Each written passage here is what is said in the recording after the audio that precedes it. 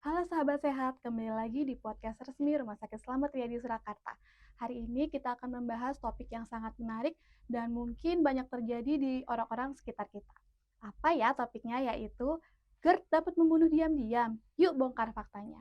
Narasumber kita kali ini adalah seorang profesional di bidangnya, yaitu Dr. Andinita Himawan, spesialis penyakit dalam. Mari kita sapa. Selamat siang, Selamat dokter. siang, Ya, Dokter Barbie. bagaimana dok kabarnya hari ini dok? Sehat? Baik, Ya, alhamdulillah dok. sehat. Mungkin banyak, para pemirsa podcast kita ini Hmm, sudah banyak yang mengetahui tentang GERD, Ya, tapi belum memahami apa sih Dok sebenarnya GERD itu? ya, ya. Nah, Jadi kalau mengenai GERD atau asam lambung pasti kita udah sering dengar ya. Malah rata-rata kadang mendiagnosa sendiri pasien atau teman-teman kita atau pasien-pasien kita itu tiba-tiba, "Dok, saya asam lambung, Dok, saya GERD." Nah, sebenarnya apa sih GERD itu sendiri? GERD itu kalau dari kepanjangannya adalah Gastroesophageal Reflux Disease, yaitu disease suatu penyakit pada lambung atau gaster dan esofagus. Esofagus itu adalah saluran kerongkongan sebelum lambung. Reflux. Nah, jadi ada gas atau asam lambungnya yang naik ke atas kerongkongan. Jadi sebenarnya tidak murni GERD adalah asam lambung, tapi sebuah gejala atau sebuah penyakit mungkin turunannya dari asam lambung itu sendiri yang lebih menyebabkan kerongkongan itu berisi dari gas asam lambung itu sendiri, seperti itu. Jadi kalau dikatakan GERD apakah asam lambung sebenarnya cukup berbeda, namun bisa jadi, keduanya hampir memiliki gejala yang sama, seperti itu. mmm, nah sebenarnya Dok, ketika asam lambung naik di dalam tubuh, apa sih Dok yang terjadi sama lambung kita Dok? Ya, jadi sebenarnya asam lambung itu memang normal ada di lambung kita. Jadi ada yang namanya asam klorida atau HCl. Jadi asam lambung itu memang fungsinya itu untuk menetralisir racun.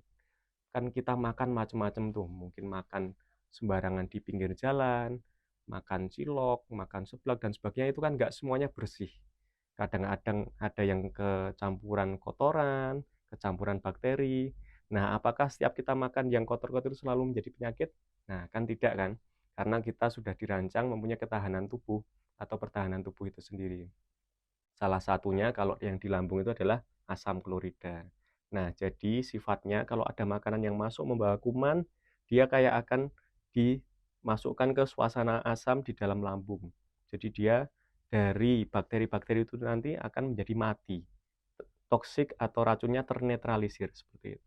Nah, tapi kalau ternyata dia berlebih, asam lambungnya berlebih, nah itu akan menimbulkan suatu penyakit. Nah, jadi asam lambung itu adalah kelebihan atau berlebihnya sekresi asam lambung di dalam tubuh kita. Seperti Jadi itu. sebenarnya, para pemirsa di rumah, asam lambung itu melindungi tubuh kita juga ya, Dok. Betul, Nah, melindungi. banyak nih, Dok, yang berpikir bahwa asam lambung itu kan asam ya, Dok, Ya, sehingga dapat menimbulkan kematian nih, Dok, katanya ya, seperti itu. Bagaimana, mhm. Dok?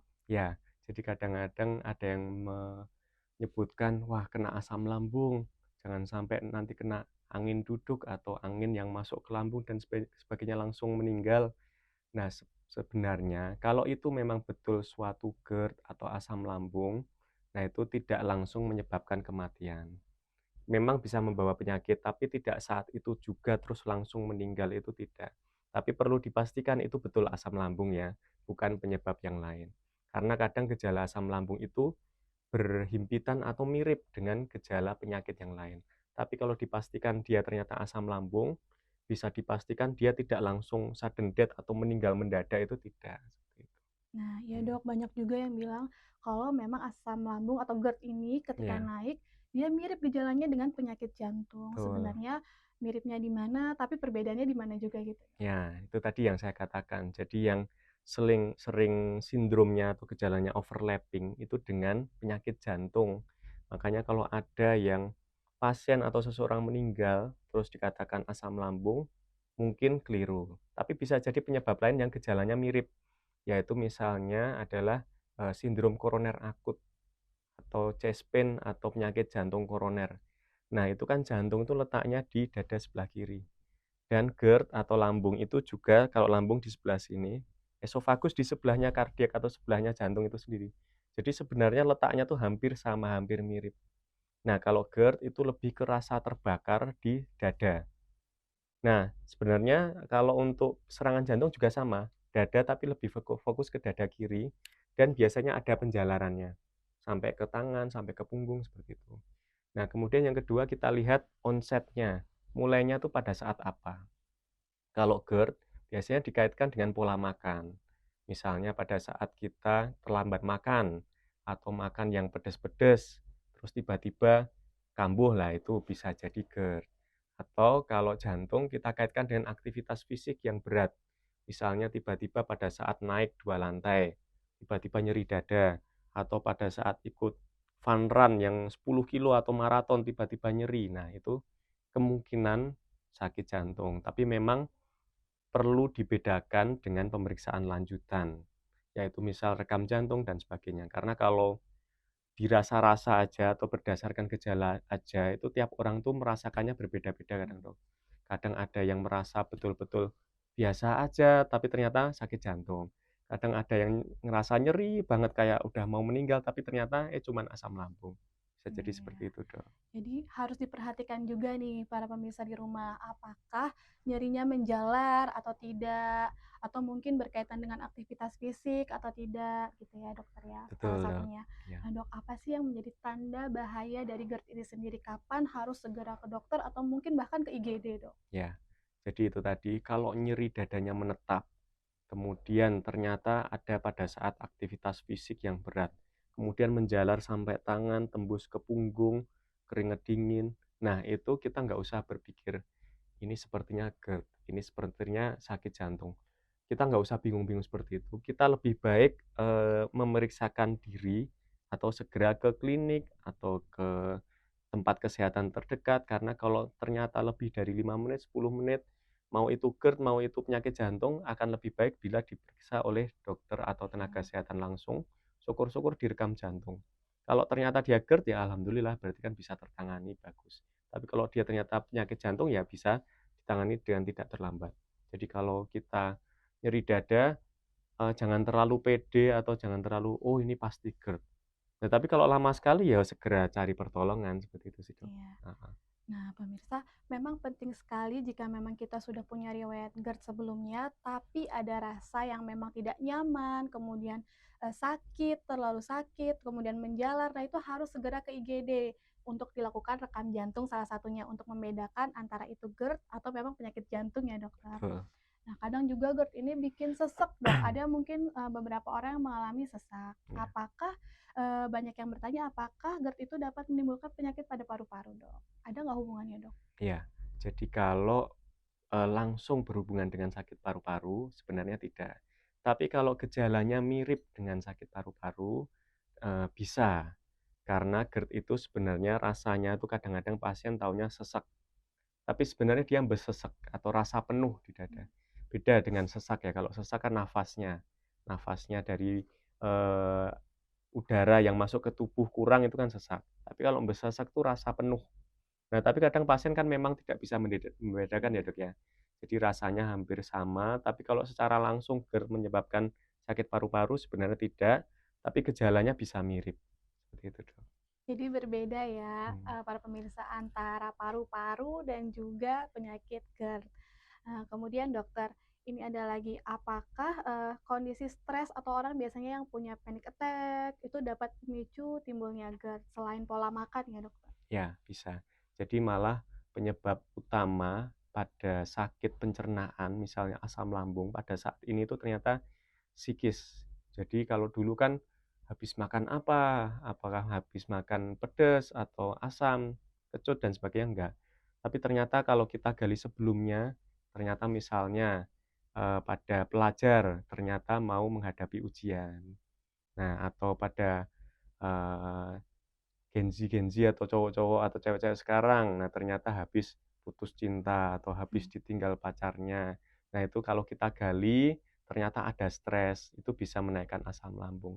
Seperti hanya kalau kita mau ketemu orang yang kita sukain atau panik mau ketemu siapa kan kadang-kadang mules ya. Nah, itu seperti itu. Jadi kadang-kadang kalau kita panik, kita cemas, itu tiba-tiba kok perutnya sakit sendiri. Nah, itu karena ternyata bisa memicu asam lambung, Asam. seperti itu, Dok. Jadi kita harus tahu dulu nih, kita pilah dan pilih apakah karena, kondisi makan kita yang nggak teratur, atau mungkin asupan makanan yang mungkin pedas, atau mungkin manajemen stres kita yang kurang baik ya, Dokter, Oh, ya. ya. Nah, sekarang ada mitos atau fakta nih, Dok, mungkin. Ya, Apakah GERD yang bertahun-tahun nih, Dok, banyak yang mhm, bilang bisa bikin kanker lambung? ya. Itu mitos atau fakta, Dok? Ya, itu mitos, tapi kalau mungkin penyebab lain bisa. Nah, Yang kalau lain. GERD secara langsung, kalau tiba-tiba menjadi kanker tidak. Tapi kalau ada penyertanya, misal ternyata ada peradangan atau inflamasi di saluran cerna bisa. Tapi kalau GERD secara langsung menyebabkan kanker tidak bisa, jadi mitos. Oh, jadi Ya, mitos ya, ya, pemirsa, jangan takut. ya, Langsung aja datang ke spesialis penyakit dalam ya, Dok. gitu ya. Nah, Dok, ada lagi nih, Dok. Apakah habis makan katanya kan nggak boleh tidur nih, Dok, karena Betul. asam lambung bisa naik ke jantung, Dok. Benar atau Ya. tidak, Dok? Jadi kalau naik ke jantung, ya itu kan beda saluran ya sebenarnya ya. Peredaran darahnya beda, secara anatomis beda tidak. Tapi pada saat kita tidur, itu kalau organ yang lain itu parasimpatis atau organ yang lain istirahat, ternyata saluran cerna itu malah aktif-aktifnya. Jadi memang pada saat makan itu ada jeda sekitar 2 jam dengan tidur, Dok. Karena kalau langsung tidur nanti lambungnya sangat aktif, asam lambungnya menumpuk dan kita tidak ada aktivitas, maka Mmm, bisa menyebabkan rasa begah atau sebah itu sendiri. Jadi kalau langsung ke jantung tidak, tapi kalau menimbulkan memperparah asam lambung bisa, seperti itu. ya karena memang salurannya sendiri berbeda ya, Berbeda, Dokter, secara ya. anatomi beda. Nah, lagi nih, Dok, benarkah, Dok, kalau misalnya kita lagi GERD, minum air dingin aja bisa meredakan atau sebenarnya justru berbahaya untuk GERD itu sendiri? Ya, jadi sebenarnya memang paling bagus suasana di lambung itu sama suhunya dengan tubuh kita. Sekitar 35, 36, 37 seperti itu. Jadi sebenarnya kalau kita minum dingin itu pun sebenarnya tidak apa-apa atau minum panas atau hangat itu akan lebih bagus. Karena sebenarnya tubuh itu tidak perlu untuk menyamakan suhu terhadap apa yang kita masukkan dari luar. Jadi kalau dingin itu bagus, tapi nanti lambung akan menghangatkan dulu, seperti Iya, itu. Dok. Jadi sebenarnya bisa saja, karena kalau pada saat suasana asam, itu akan, pH-nya akan lebih turun dan dia kalau dengan, minum dingin bisa lebih menetralkan, tapi sebenarnya paling bagus minum hangat, seperti itu, Nah, ya. berarti jangan lupa nanti minumnya air hangat ya Mhm, pemirsa ya, jangan air dingin karena lambungnya akan menyesuaikan lagi ya, iya Dok. menyesuaikan lagi. Nah, Dok, apa sih, Dok, tanda bahaya GERD yang mungkin sudah kronis atau sudah berkepanjangan, Dok? Ya, jadi kalau GERD sudah berkepanjangan dan kita perlu melakukan pemeriksaan diagnostik seperti endoskopi atau pemeriksaan urea breath test dan sebagainya, itu kalau simptomnya atau gejalanya itu sangat mengganggu dalam aktivitas sehari-hari dan frekuensinya bisa lebih dari 3 kali dalam seminggu, seperti itu. Dan ada juga didapatkan misal BAB hitam, muntah hitam, terus peradangan BAB-nya lebih dari 3 kali, 4 kali, diare, dan sebagainya, seperti itu. Jadi kalau ada perdarahan misal kok fesesnya atau ee-nya kok tiba-tiba ada darah, ada hitam, terus kok tiba-tiba muntah hitam, muntah darah, atau frekuensinya sangat sering, nah itu perlu dilakukan pemeriksaan lebih lanjut. Nah, itu dia ya pemirsa, jadi jangan tunggu terlambat kalau sudah ada perdarahan. Langsung segera tanda bahaya ke dokter spesialis ya, Dok. Ya, Biasanya betul. pemeriksaannya tuh yang dilakukan apa, Dok, kalau sudah memang kronis, Dok? Ya, jadi ya yang pertama kita gali dulu penyebabnya anamnesis, kemudian kita periksa dulu pemeriksaan fisik, lalu kita singkirkan juga Dok, kemungkinan yang lain, dari jantung gimana, dari paru Mmm, bagaimana, lalu biasanya kita lakukan USG dulu bisa Dok, nanti terlihat ada peradangan di lambung atau tidak, ada gastritis atau tidak. Tapi kalau ternyata belum terlihat lagi, nanti gold standarnya atau standar diagnosis paling bagusnya adalah endoskopi. Jadi nanti dimasukkan seperti selang kecil itu, nanti lewat, kerongkongan, lewat mulut, nanti dilakukan, pembiusan, nanti dilihat ada peradangan di saluran cerna atau tidak, seperti itu. mmm. Nah, mungkin, Dok, ada yang berpikir untuk takut melakukan endoskopi, Dok. Mhm, Ada nggak, Dok, mungkin komplikasinya atau mungkin, resikonya ketika ya. menjalani endoskopi? Ya, jadi kalau namanya tindakan prosedur invasif seperti pembedahan, endoskopi, dan sebagainya, tidak mungkin 100% aman, tapi memang pasti bisa diminimalisir efek sampingnya atau efek tindakannya. Memang ada kemungkinan kalau namanya masuk suatu alat kan bisa jadi Iya. perdarahan, iritasi, dan sebagainya. Tapi dengan prosedur pembiusan yang bagus, prosedur, dengan pelaksanaan yang bagus, keberhasilannya sangat tinggi. Memang nanti, suatu efek samping pasti selalu ada, tapi bisa diminimalisir dan tindakan tersebut termasuk tindakan yang minimal invasif. Jadi bukan seperti, suatu prosedur operasi yang sangat besar dan sebagainya, Iya. tidak, seperti itu. Apalagi kalau misalnya kita memilih rumah sakit yang tepat dengan tenaga profesional yang tepat juga ya Dok ya, Betul, dilakukan iya oleh ahlinya. iya Nah Dok, untuk mencegah GERD nih Dok, mungkin apa yang paling penting dilakukan? Terutama kan para Gen Z ini ya Dok, iya, yang pola makannya enggak baik, terus juga mungkin makannya pedes, kayak mmm. sekarang banyak yang seblak-seblak Nah, cimal gitu ya Dok ya, betul, gimana iya. Dok? Ya, jadi saya ternyata pasien, GERD atau dispepsia atau asam lambung itu sendiri sekarang banyak yang masih muda, Dok. Gen Z umur 20-an itu ternyata kalau ditelusuri suka makan seblak. Seblak kan, biasanya memang pedes ya, Dok, ya. Mmm, Dan kadang-kadang ada makanan juga misal mie, macam-macam itu kan ada level 1 sampai 10 iya. itu ternyata sampai level 6 level 7 itu baru ngerasa pedes. Kemudian ternyata doyan ngopi juga, Dok. Nah, ngopi ya bagus-bagus aja, tapi kalau terlalu sering, kemudian ternyata pada saat itu lambung masih kosong, kan itu bisa memicu asam Iya. lambung juga. Jadi yang pertama kalau memang ada bakatan GERD, yang pertama tahu diri sendiri dulu. Jadi jangan dibandingkan dengan orang lain. Kadang-kadang ada orang lain yang makannya ngawur, terus minum kopi bergelas-gelas kok nggak apa-apa, ya itu orang lain. Kalau mungkin, pasien itu punya bakatan GERD ya bisa aja, jadi harus mengenal diri sendiri. "Oh saya itu punya asam lambung." Berarti kalau punya asam lambung nanti makan harus hati-hati, menghindari makanan yang terlalu pedas, terlalu asam, atau yang bersantan.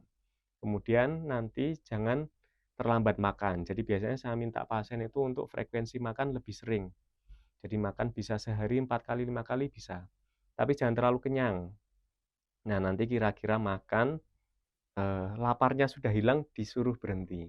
Jadi jangan sampai kenyang banget, puas banget itu nanti Mmm. malah bisa menimbulkan GERD. Nah, jadi mending makan sedikit-sedikit tapi agak sering. Seperti itu, Dok. Jadi memang faktor utamanya salah satunya adalah kenali diri kita Mhm. dan mengenai pola makan juga sangat amat penting ya Dok Iya, ya. betul. Nah Dok, kalau misalnya ada tips nggak nih Dok untuk mungkin pasien-pasien yang panik, sering panik, mengelola panik supaya tidak menjadi GERD dan juga Mhm mungkin panik, apakah ini GERD, ini jantung gitu Dok, ya. gimana Dok? Ya, jadi kalau berdasarkan gejala, kan pasien tidak semuanya orang medis atau dokter ya. Ya, Dokter pun kadang-kadang juga sulit membedakan, ini rasanya gimana ya, kadang kan interpretasi nyeri setiap orang tuh beda-beda.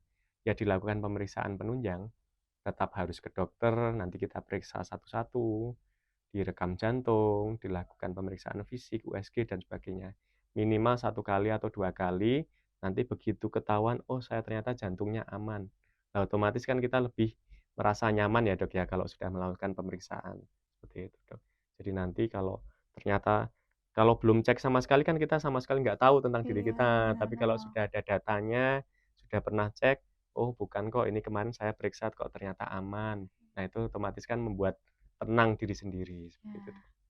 Nah, teman-teman jangan lupa mungkin, bisa melakukan medical check up ya, Dok, untuk Iya, dirinya sendiri, mhm, mungkin untuk mengetahui, "Oh, jantung saya normal, mungkin kondisi lambung saya bagaimana," seperti itu ya, Dok, ya. iya iya Nah, Dok, ada nggak, Dok, fakta paling penting tentang GERD yang wajib diketahui para pendengar? iya. Jadi GERD faktanya memang bukan, suatu penyakit yang menimbulkan kematian mendadak, tidak. Mmm, Tapi memang perlu diketahui dulu, itu betul GERD atau penyebab yang lain, seperti itu. Jadi memang fakta yang harus kita berikan, GERD itu bisa diobati asal memang pemeriksaannya sudah menunjukkan dia secara diagnostik bukan penyakit yang lain, seperti itu. Jadi jangan dikira-kira sendiri, "Oh ini kok saya tadi melihat di internet tanya AI, "Ini kayaknya GERD deh." Nah, jangan. Nanti harus diperiksa ke profesional healthcare atau ke dokter atau gimana, nanti dilakukan pemeriksaan, yakin betul kalau itu GERD, nah kita obati sesuai diagnosis yang sudah tegak tersebut, gitu. Iya. Jadi jangan lupa ya pemirsa sekali lagi kalau MCU atau mengecek diri sendiri itu sangat penting ya dok. Sangat penting. Apalagi kalau ada tanda-tanda tubuh kita memberikan tanda bahaya nih, misalnya sakit di area perut atau mungkin malah menjalar ke area yang lain. Nah, untuk memastikannya datanglah ke rumah sakit yang tepat dan ditangani oleh ahlinya ya dokter ya. Betul, heeh. Baik dokter, terima kasih banyak atas waktunya. Sama-sama Dokter Begitu Derby. banyak ya ilmu dan mudah-mudahan bisa diterapkan nih ke kehidupan kita sehingga hidup kita bisa lebih berkualitas dan lebih Amin. produktif. Amin. Terima kasih pemirsa, salam sehat Salam sehat. selalu.